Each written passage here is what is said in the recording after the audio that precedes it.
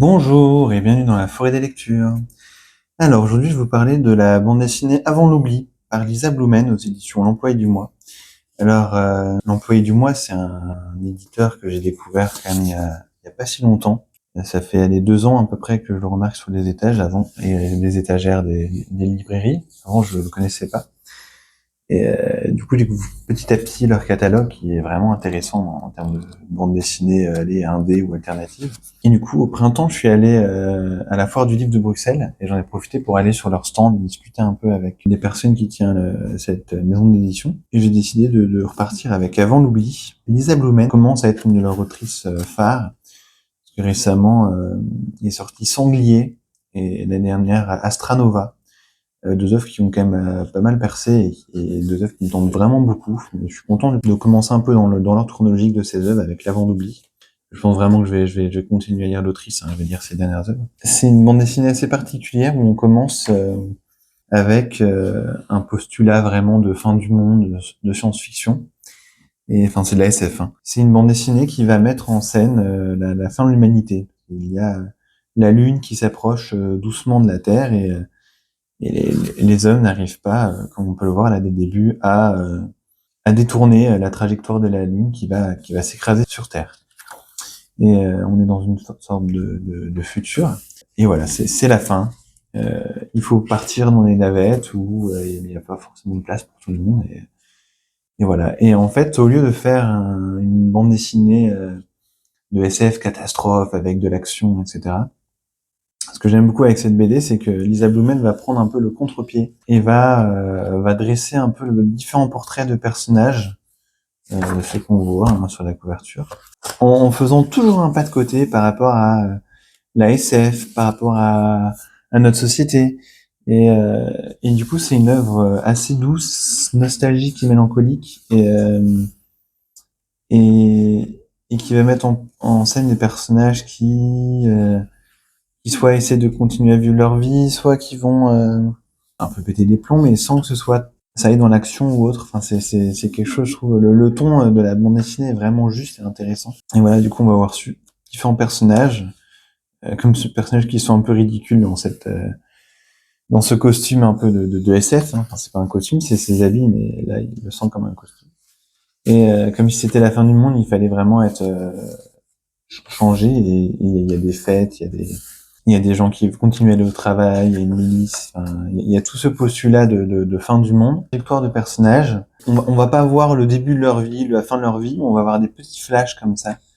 Et c'est tout doux, c'est tout mélancolique, c'est un petit peu amer. Et c'est vraiment très beau, je trouve, avec un dessin, alors qu'il pourra pas forcément plaire à tout le monde, qui est des fois un peu épuré.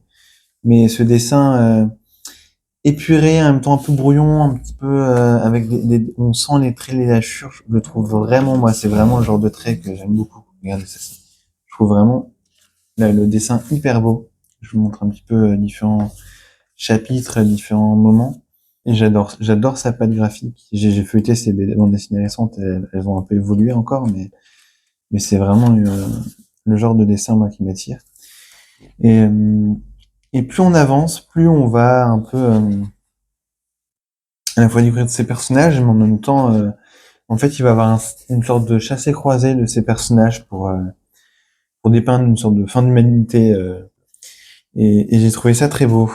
Toute la fin, où on va voir des personnages qui vont se croiser, se recroiser, la, la, le rapport à l'autre, à l'amour, à la dépression, au futur. En fait, c'est à la fois tout simple et à la fois ça dresse vraiment un portrait d'humanité très touchant. Mais j'ai beaucoup aimé cette bande dessinée et ce contre-pied un peu à la SF moderne qui c'est toujours un peu décalé et vraiment le trait de l'autrice apporte beaucoup à ça.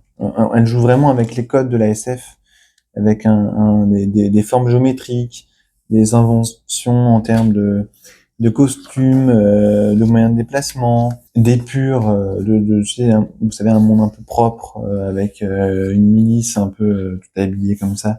Et il y a vraiment un côté SF des années 80, et récits très actuels qui abordent plein de thématiques diverses. C'est une genre de bande dessinée où il faut arriver à plonger dedans, à s'imprégner de l'atmosphère.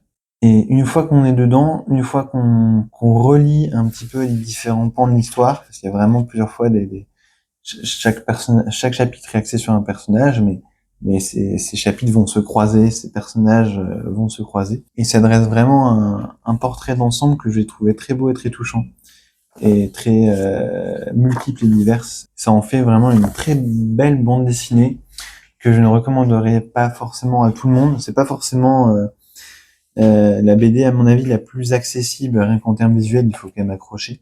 Mais si on adhère, c'est vraiment le genre de bande dessinée qui peut marquer et qui peut vraiment être précieuse parce que assez unique et importante, quoi. Donc j'ai hâte de lire les autres œuvres de Lisa Blumen qui semble vraiment avoir un ton et un trait qui lui est propre et qui semble ouais sortir de la masse.